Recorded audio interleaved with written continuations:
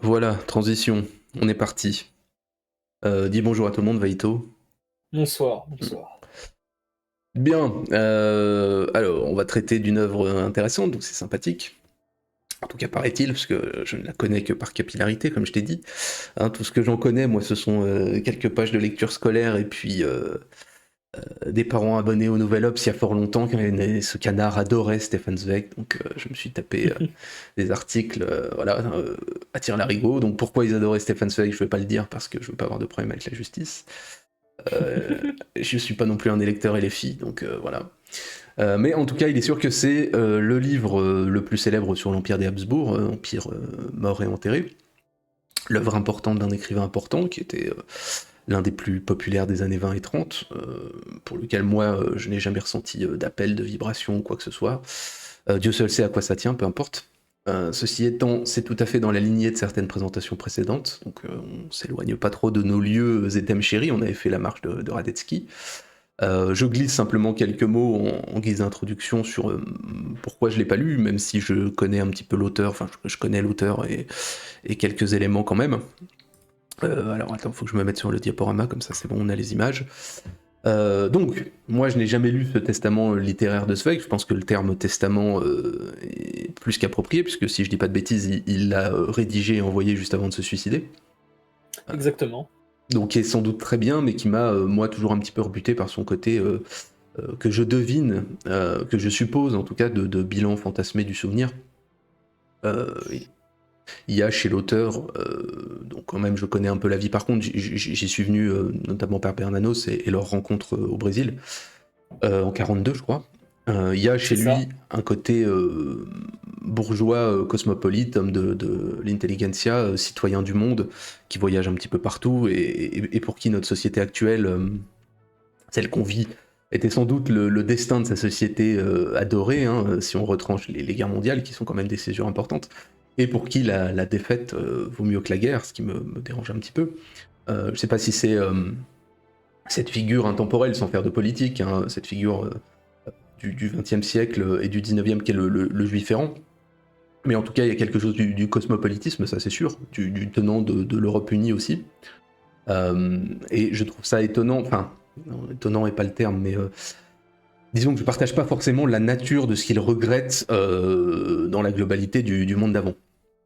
Il y a chez lui un côté annonciateur de certains de nos travers, dans le sens où il les représente aussi lui, et des préconisations qui ne sont pas forcément avérées des solutions, puisque, à moins que je me trompe, l'espoir n'a pas forcément réapparu aux dernières nouvelles. Je suis pas sûr qu'on soit dans une société pleine d'espoir.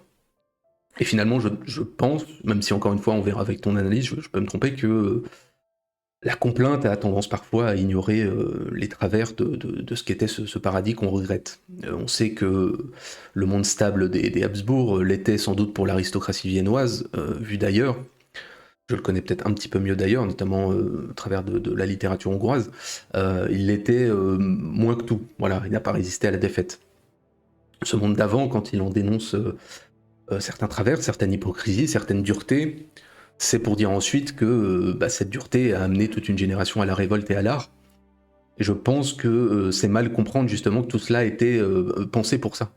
Un système, je crois que c'est Joseph de Maistre qui disait ça, qu'un système n'est pas bon parce qu'il est ancien, il est ancien parce qu'il est bon. Euh, et surtout, ce que je trouve au travers de son sort, c'est que cette absence d'espoir est un petit peu dérangeante. Voilà, conséquence aussi d'un pacifisme et d'une volonté, on va dire, de neutralité qui conduit à une certaine passivité. Voilà, ce dont témoigne sa fin. Je peux tout à fait le comprendre, c'est pas du tout un jugement, mais c'est moins, on va dire, mon intérêt que certains qui ont pu lutter, ou en tout cas qui n'ont pas mêlé la fin d'une civilisation et leur propre fin.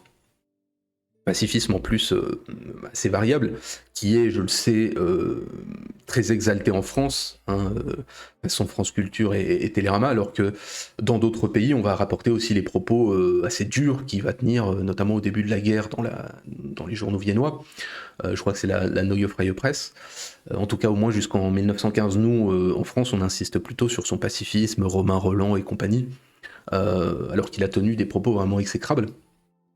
Ce qui, à mon avis, tient au fait qu'il a été sans doute beaucoup plus oublié dans le monde anglo-saxon que chez nous, où il fait figure un petit peu de européaniste tutélaire.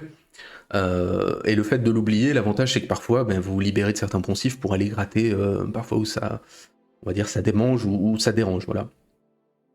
Pourtant il est certain que je le lirai sans doute un jour, mais voilà, le moment n'est pas encore venu. Je ne dis pas qu'il n'est pas un écrivain d'importance ou de qualité, simplement voilà, j'ai jamais eu l'attirance pour, il me laisse un peu une petite impression de superficialité parfois. Et encore moins, je crois, pour ce livre, parce que je trouve que la mélancolie du souvenir, c'est quelque chose de vécu et de personnel qui est très dur à partager. Hein. Moi j'y suis assez sensible, c'est un peu un truc de dépressif, mais je trouve qu'on trahit un petit peu on trahit un petit peu le souvenir en essayant de le faire partager. Voilà, d'où je pense la voix romanesque d'un Joseph Roth dont on avait parlé avec Pierre, qui est peut-être plus impersonnel et qui permet un petit peu d'éviter de mélanger le souvenir et la réalité. Et donc pourquoi alors toi ton attirance, sans rien nous dévoiler de l'œuvre, mais qu'est-ce qui toi t'a motivé à le lire et t'a attiré vers cet ouvrage? À vrai dire, c'était un peu un accident, hein. C'est une série de documentaires qu'on m'avait offert quand j'étais bien, bien plus jeune. Je devais avoir 10 ans, ils m'avaient offert Apocalypse Seconde Guerre mondiale et à l'époque, je crois que c'était Mathieu Kassovitz qui fait un comment dire? Qui disait des passages Il fait la voix off. de Il fait la voix off. oui, c'est pour ça et j'ai trouvé les passages assez intéressants, donc je me suis dit: «Tiens, peut-être qu'un jour je vais le lire». Au lycée, j'étais un cancre fini et donc je ne l'ai pas lu avant l'année dernière et donc je me suis dit: «Tiens, pourquoi pas?» et vraiment c'était très intéressant. Ok. Malgré un message qui est pessimiste, c'est terrible le pessimisme, dans cette œuvre et au final j'en ai tiré peut-être une analyse correcte. Ok, mais de toute façon, y a pas de bonne ou de mauvaise raison qui attire, parfois même le hasard. Hein. Moi, il y a une paire de livres que j'ai lus parce qu'ils me sont passés entre les mains. Mais ok, non, mais c'est toujours intéressant de savoir pourquoi. Est-ce que c'est une question que je pose pas toujours, mais ouais, est-ce qu'on est attiré par telle ou telle lecture? Et ma foi, si c'est par Mathieu Kassovitz, au moins il aura servi à ça, entre deux grosses lignes de poudre. Donc, Paito va nous présenter le bilan, le dépôt de bilan d'un homme particulier, issu d'un monde particulier, un monde double. Ouais, on parle de Stéphane Zweig, ouais, tout à fait, Ziglo. Bonsoir. Donc, homme de l'intelligentsia juive des empires, et puis homme de l'empire austro-hongrois. Exactement d'ailleurs comme Joseph Roth, hein, que vous voyez à l'image, les deux. Un empire finalement que assez peu ont aimé tant qu'il a vécu, et que beaucoup ont regretté une fois disparu, un peu comme un grand-père un peu casse-couille. En tout cas, l'ont regretté ceux qui avaient perdu quelque chose. Et Zweig, peu importe son origine, encore que je pense que son origine juive doit jouer entre son statut d'avant 1914 et après. Hein, on connaît un petit peu l'histoire. Mais disons que pour un homme de l'Autriche-Hongrie, ce regret, ça se comprend surtout quand vous êtes issu d'une famille de la haute bourgeoisie. Voilà, tout le monde n'aura pas les mêmes regrets. Est-ce que le monde d'hier était celui de la salubrité et de la sécurité pour un mineur du Pas-de-Calais? C'est pas sûr. Est-ce qu'aujourd'hui, nous n'avons pas connu nous aussi un monde d'hier, on va dire des années 60 aux années 90, et qu'aujourd'hui, nous aussi, on pourrait pleurer, je sais pas, la désindustrialisation, la perte d'une certaine sécurité, le chômage, la dette, la perte d'identité? Est-ce que on nous répondra pas que nous fantasmons? Voilà, c'est une première question. Quelle part de réalité dans tout ça? Quelle part de fantasme? Je veux dire, la sécurité de l'ancien monde qui est mise en exergue par Zweig, est-ce qu'elle n'était pas un fantasme, puisqu'il a fallu assez peu de choses finalement, un assassinat quelconque pour y mettre fin et produire sans doute la guerre la plus abominable, même si on n'a pas fait de tier list sur le sujet.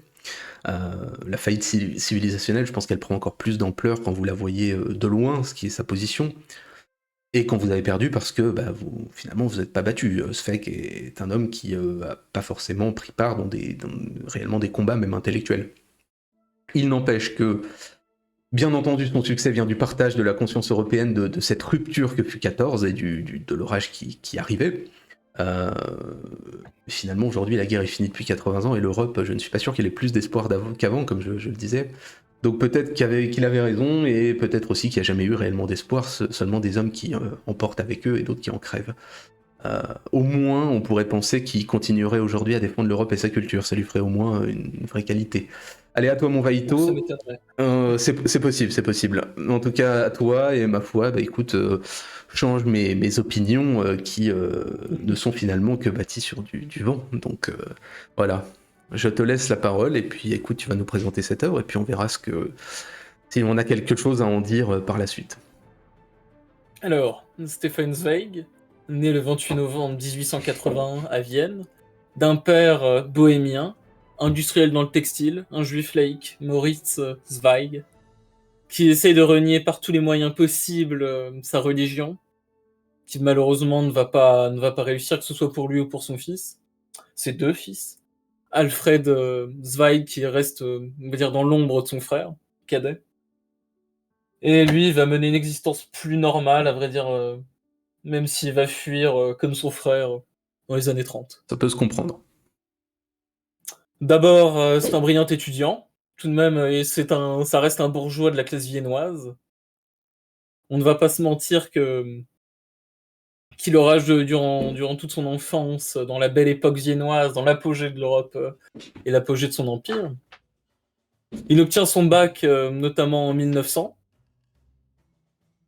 dans le plus beau gymnasium de Vienne, le Maximilian, qui aujourd'hui porte un autre nom, je crois.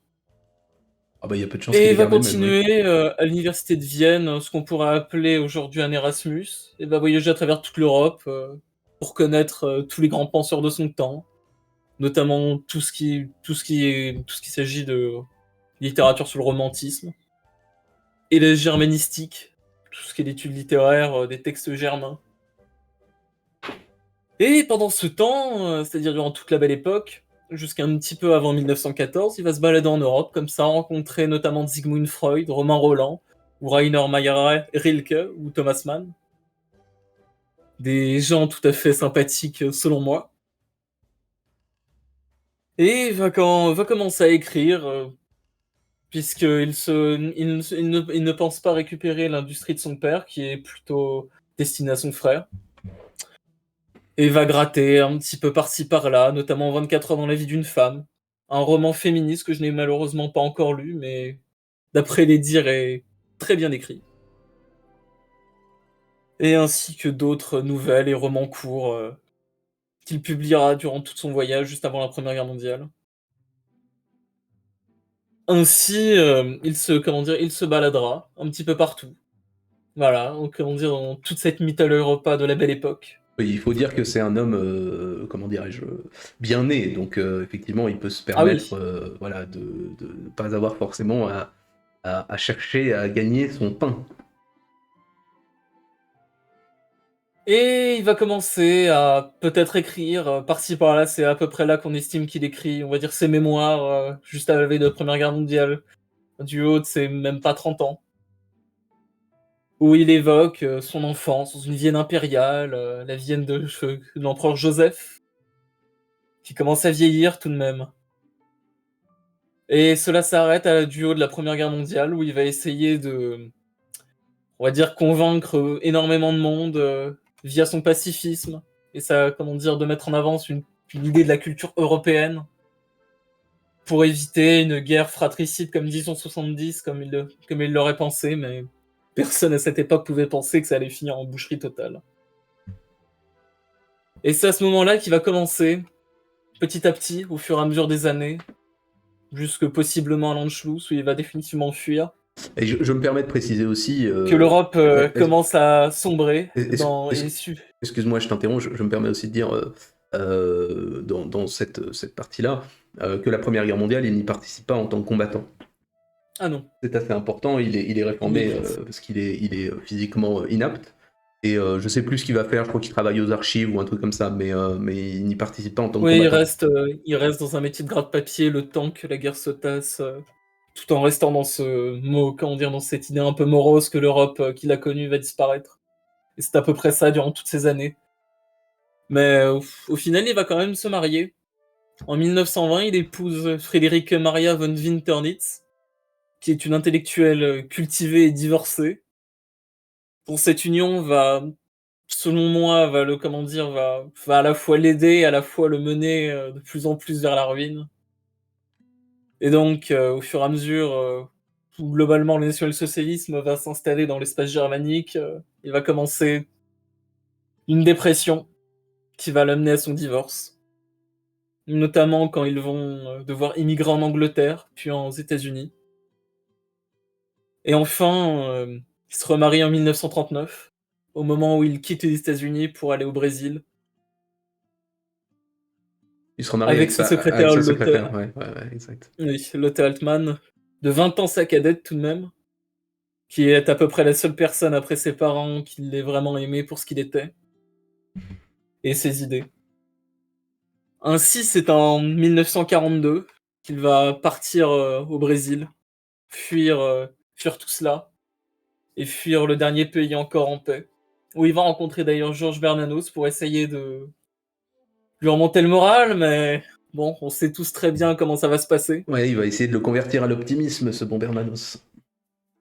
Et malheureusement, le 22 février 1942, devant ce qu'il estime la fin de l'Europe, la victoire du national-socialisme, il se bourre de cacheton et met fin à ses jours paisiblement dans sa ville dans son petite maison à Petropolis, pas très loin de l'Amazonie.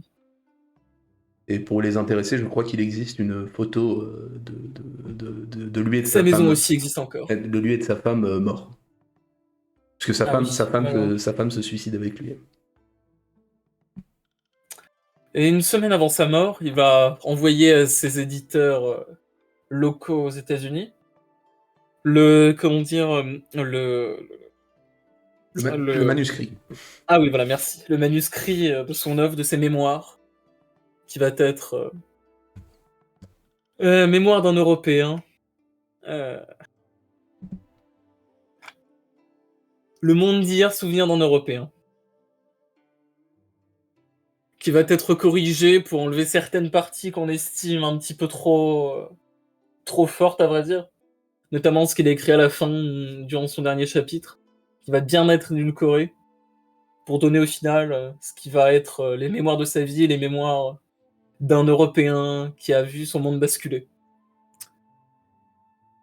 C'était l'âge d'or de la sécurité. Tout, dans notre monarchie autrichienne, vieille de près d'un millénaire, semblait fondé sur la durée, et l'État lui-même paraissait le suprême garant de cette pérennité.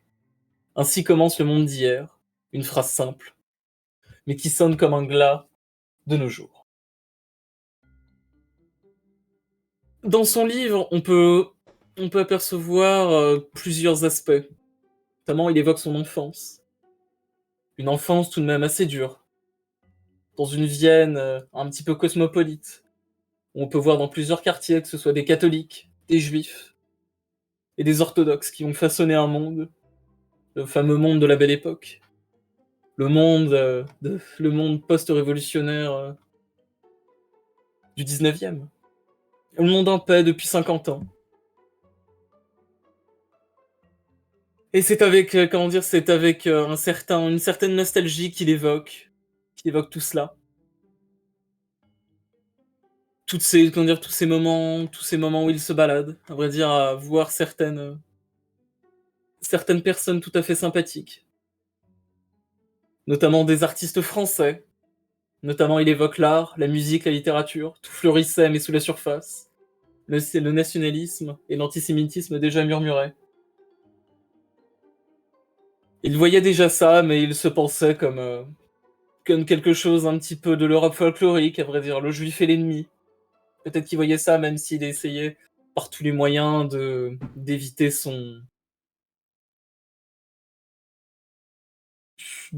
comment dire, son monstre, on va dire. Et il continue comme ça en parlant de sa vie. Notamment au début de 1902, où il se balade à Londres. Et il dit, jamais je n'ai vu des visages aussi réunions que ceux des jeunes qu'il se baladait partout à Londres sur Main Street.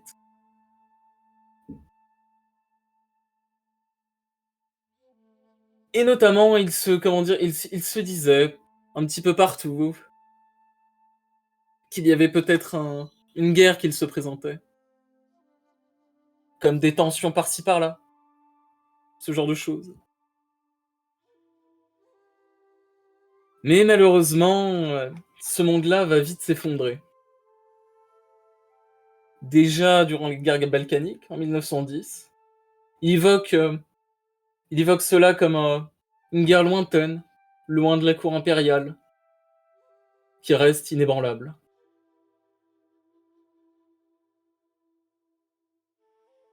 Ainsi, il pensait, dans un regard très rétrospectif, et aussi teinté un petit peu de, comment on pourrait dire ça, de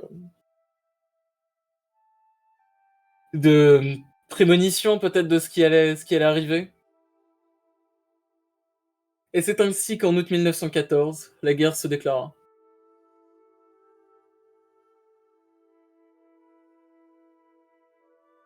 Notamment, il parlait de la fin d'un monde, voire de la fin d'un homme. La fin d'un homme étant cette Europe. Il reprend,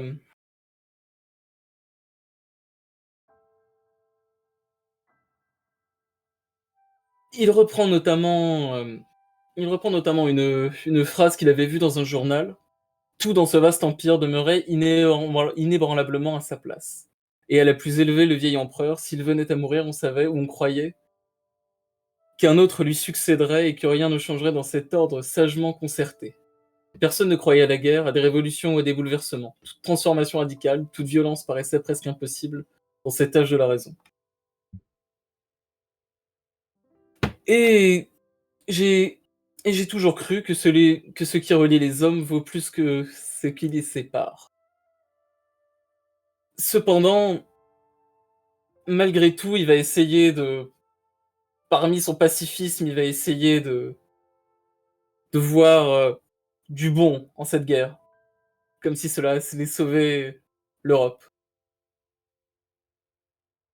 Et juste après la Première Guerre mondiale, dont il n'évoque assez peu dû à son métier, il évoquera, il évoquera dans les années 1920, j'ai l'impression d'avoir été hors de mon temps, comme un homme réveillé trop tôt dans un monde encore en ruine.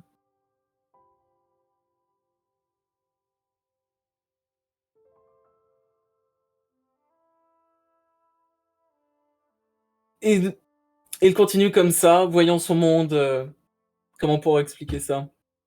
Un monde assez, on va dire, tendu par rapport à ça. Tendu, un monde qui ne respire plus l'art, ni la musique, voyant ses amis notamment. euh, J'ai un peu perdu dans mes notes. T'en fais pas, prends ton temps.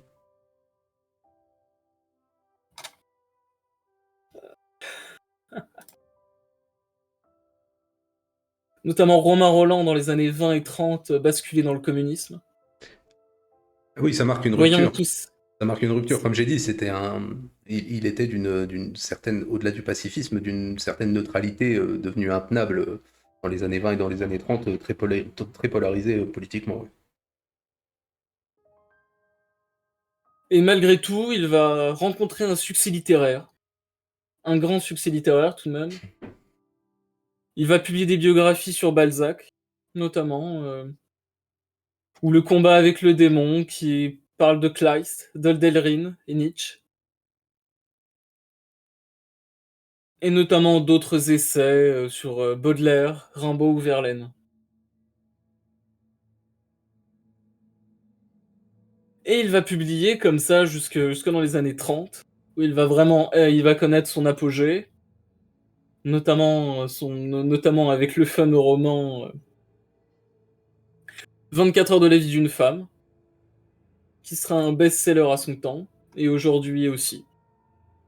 Reconnu comme une œuvre féministe, notamment influencée par sa femme. Mais malheureusement,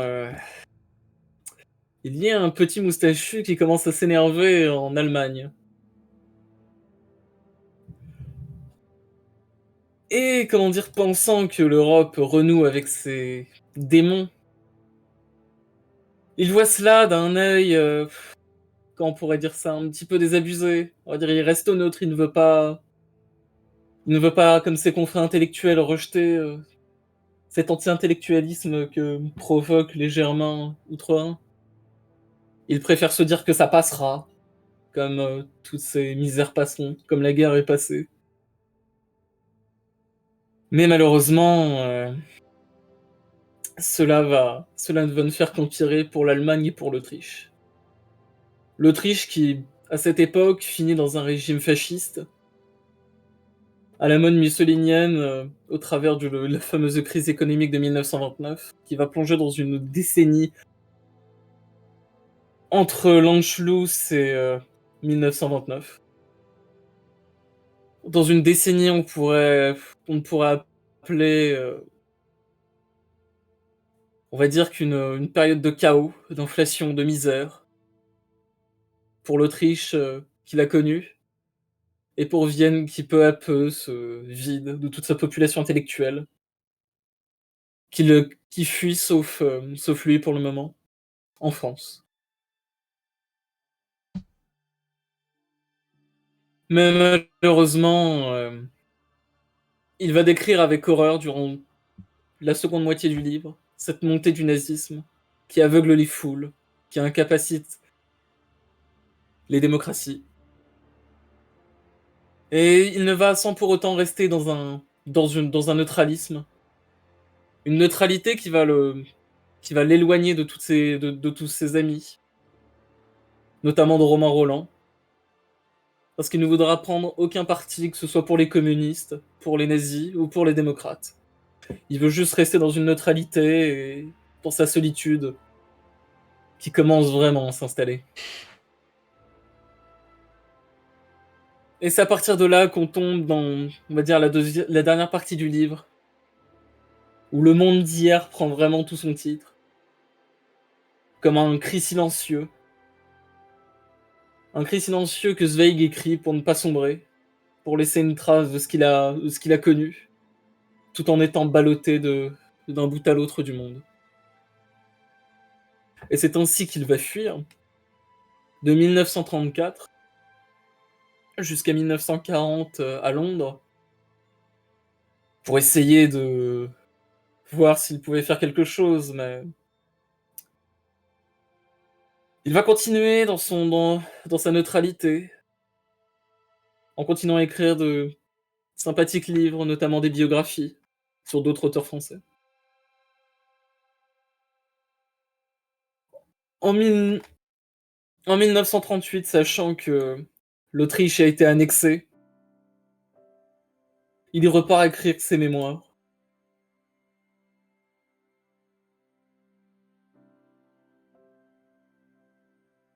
Et il écrit: La patrie européenne que j'avais rêvée n'était plus qu'une illusion brisée. Et ainsi, au fur et à mesure, en exil, ils se sont déracinés, étrangers partout. Ma vraie patrie, c'était l'Europe, et l'Europe n'était plus. Ainsi, il part, en 1940, juste avant que ce soit la guerre, pour l'Angleterre. Il part d'abord aux États-Unis, où il va quitter sa femme, qui va le mettre encore plus en dépression qu'il n'était avant. Et enfin, il part pour Rio de Janeiro, puis visite un petit peu toute l'Amérique du Sud pour donner des conférences. Et malheureusement, durant ces dernières vies, il va vivre peut-être ce qu'on pourrait appeler une histoire d'amour, à vrai dire une histoire d'amour avant la fin,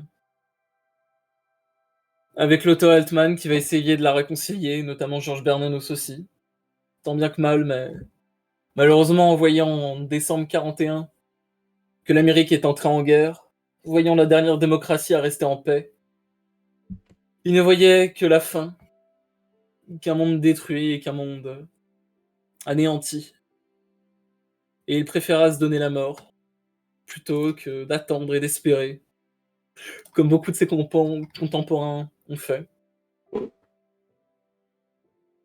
Et il transmettra à sa mort plusieurs, plusieurs manuscrits, notamment Le Monde d'hier et un livre et un petit roman, Le joueur d'échecs, qui raconte l'histoire d'un joueur autrichien d'échecs, sous le régime national-socialiste, qui est aussi un très bon livre, mais malheureusement je ne l'ai pas lu. Ainsi, on pourrait peut-être dire que le monde d'hier est un peu plus qu'une bibliographie, une autobiographie. On pourrait voir un miroir tendu à l'Europe, comme un chant d'adieu d'un homme déraciné, mais qui restera fidèle à l'idéal de paix et de culture. Malgré qu'il soit mort loin de chez lui, son livre va rester extrêmement influent, comme on pourrait dire, le livre un petit peu des européistes de nos jours, parce qu'il incarne un petit peu tout cet humanisme européen qu'on a aujourd'hui, on va dire une vision très cosmopolite, pacifiste de la société, qui voudrait une idée transnationale de la civilisation, sans fanatisme, et avec une exclusion de toute frontière mentale qui séparait les peuples, comme quelque chose d'universel, cette petite idée d'Europe qui n'a jamais pu se concrétiser de son vivant, et même aujourd'hui on pourrait dire que ce n'est pas vraiment l'Europe qu'il aurait voulu. Une Europe plus intellectuelle, où tous les étudiants partiraient en Erasmus, partout en Europe, pour comprendre l'autre. Mais malheureusement, ce monde-là n'existe pas, ou n'existe plus pour le monde dont il parlait.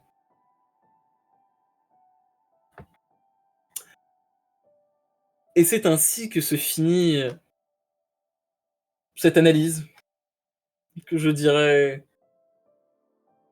personnelle de ce livre, qui m'a quand même assez percuté quand même. J'ai quand même pu trouver une certaine, on pourrait dire ça, peut-être une résonance dans notre monde actuel, puisqu'il est recraché un petit peu partout, notamment comme dans Apocalypse Seconde Guerre mondiale, à tout hasard, ou même n'importe quel journal qui se voudrait un petit peu européen, on cite Stefan Zweig comme si c'était la Bible, comme si c'était l'européiste avant l'heure, alors qu'au final non, c'était juste un intellectuel comme tant d'autres, durant la Belle Époque, qui se baladait partout et voulait voir un idéal, sauf que l'idéal, malheureusement, ne pouvait que s'appliquer à des gens assez fortunés pour pouvoir voyager, et pas le petit paysan au fin fond de la Bohème ou le mineur de fond en France.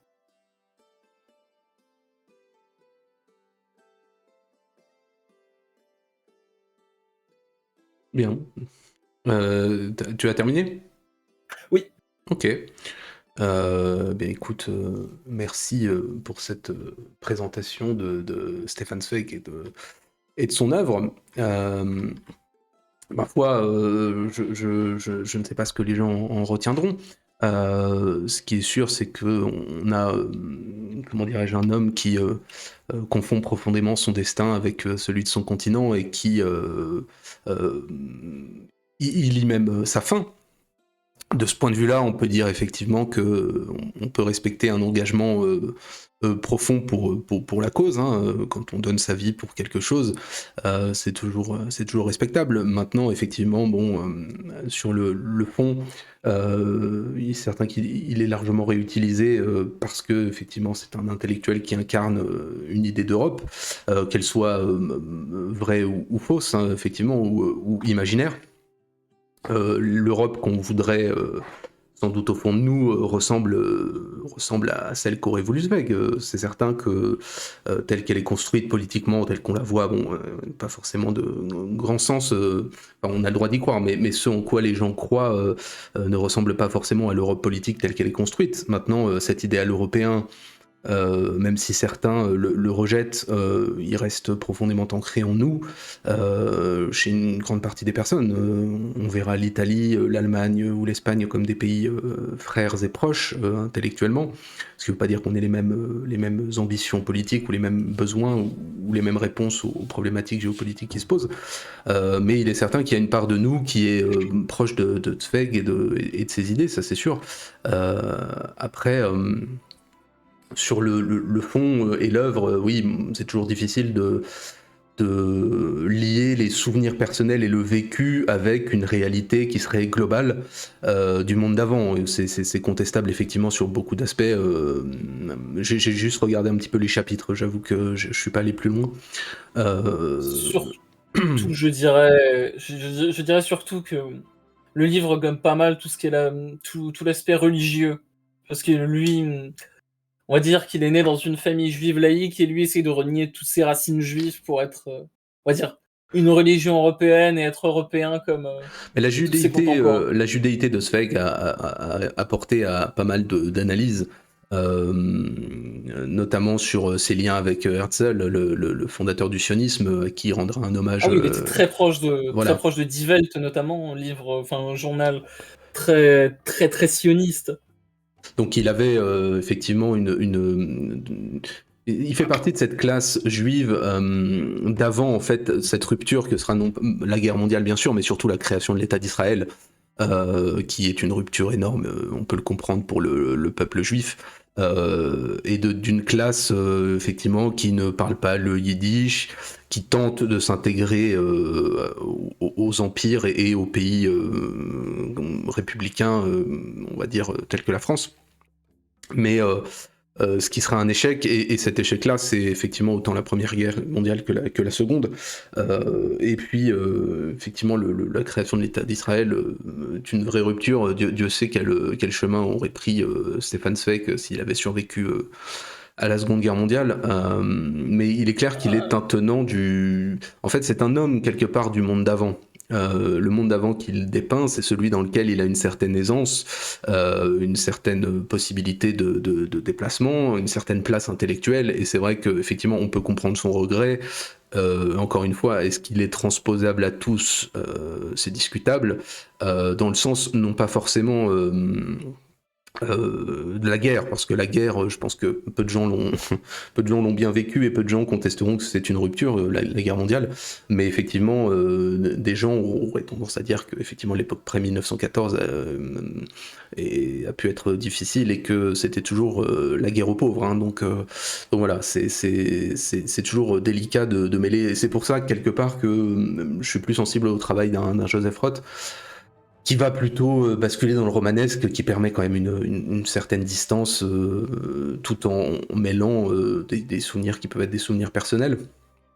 Mais voilà, je pense qu'on aura à peu près cerné le personnage et compris certains des enjeux de son œuvre.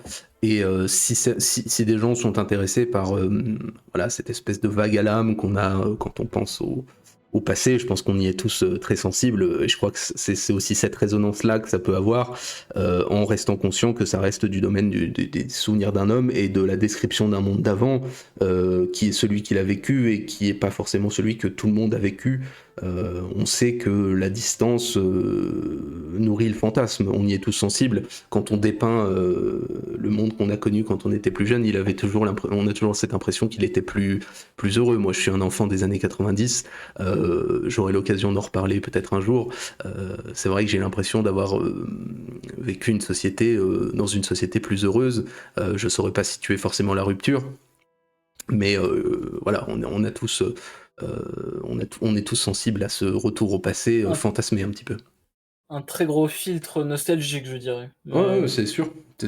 Mais vas-y. Sachant que ce personnage est très agréable à lire d'ailleurs. Si vous le lisez, vous verrez que les traductions sont vraiment très bonnes. Ou si vous avez l'occasion, lisez-le en allemand. Si vous parlez un petit peu la langue de Goethe. Oh, c'est toujours très délicat de lire un livre. Enfin, ça dépend du style, s'il est simple, mais même en maîtrisant une langue, c'est toujours très délicat à moins d'être natif ou d'être vraiment parfaitement bilingue. C'est vrai que c'est toujours un exercice difficile. Après, bon, ma foi, chacun son niveau d'aptitude. J'ai essayé un peu les deux et plutôt agréable, que ce soit l'allemand ou le français. Mais le style de Zweig a autant je dirais, de détracteurs que d'admirateurs. Il y a beaucoup de gens qui lui ont reproché certaines facilités et un côté un petit peu superficiel dans le style. Mais bon, ma foi, je ne vais pas faire l'expert. Le style est très simple, très très simple. Vous le trouverez pour une dizaine d'euros à peu près. Ma foi, très bien. En tout cas, c'était un écrivain majeur des années 20 et 30. Il a rédigé effectivement beaucoup de livres assez connus et un grand nombre de biographies aussi. Je crois qu'il a fait des biographies. Ah oui, oui, il a fait énormément de biographies, que ce soit sur des auteurs, surtout français, notamment des grands auteurs du 19e, comme Rimbaud ou Balzac, ou sinon des auteurs plus philosophiques, Et même des personnages du historiques. Hein. Je 19e. crois qu'il en a fait sur. Je sais pas si c'est Magellan, ce genre de choses, je sais plus. Je ne connais pas toutes ses Euh, biographies, mais ce serait très probable qu'on, vu le personnage vraiment très, très romanesque, Voilà, ma on foi, pourrait dire ça. c'est un écrivain majeur des temps passés qui écrit sur le temps passé, qui voilà, fait part de ses souvenirs du monde d'avant. C'est toujours intéressant de se plonger là-dedans et de connaître même les souvenirs d'un homme sur un temps que nous, on n'a pas vécu. Donc, quoi qu'il arrive, ça reste une importante pierre dans votre petite structure mentale et la mienne. Moi, c'est ce qui me pousse aussi à partager et de faire ces vidéos littéraires, c'est que derrière l'intérêt strictement de lecture, il y a toujours quelque chose du monde qui nous a été légué par nos anciens et de ce qu'ils avaient à en dire. Donc c'est toujours très intéressant. Ma foi, écoute, est-ce que tu veux ajouter quelque chose? Eh bien, c'est un homme aussi qui a préféré vivre dans le passé que s'adapter, mais on peut comprendre qu'à 50 ans, voire 60 ans, on ne peut plus vraiment s'adapter à un monde qui a tellement changé de notre perception qu'on n'a plus vraiment quelque chose à y faire. Ce sera effectivement une excellente leçon parce que vieillir est une expérience très intéressante. Un certain nombre d'entre vous sont peut-être un petit peu plus jeunes, mais vieillir c'est dommage qu'on ait l'occasion de ne le faire qu'une fois, parce que ça se conclut par la mort, ce qui est dommage. Mais vieillir est une expérience très très intéressante philosophiquement. On pourrait en faire un livre. Je trouve que c'est absolument passionnant. La confrontation entre ce que l'on a été, ce que l'on est, ce que l'on sera, et doublé du monde qui nous entoure, qui évolue lui aussi.